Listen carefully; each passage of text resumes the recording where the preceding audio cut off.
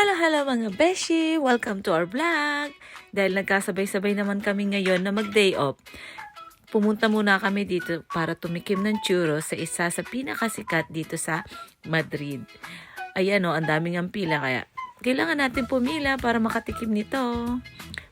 Ayan, at dito nga kami nag-decide na kakain sana sa loob. Kasi super lamig sa labas, kaya lang super haba naman ang pila.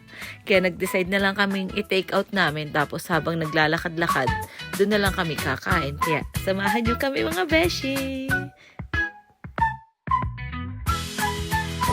Oh.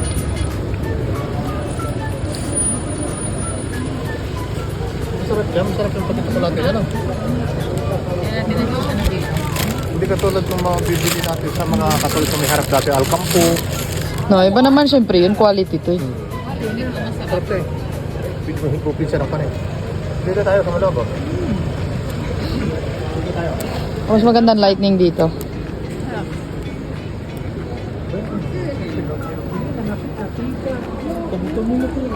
Papa, ikaw naman. San Ines, San Ines, San Ines. Hindi sa kanila bilog ano. No, Putol-putol ano. putol-putol.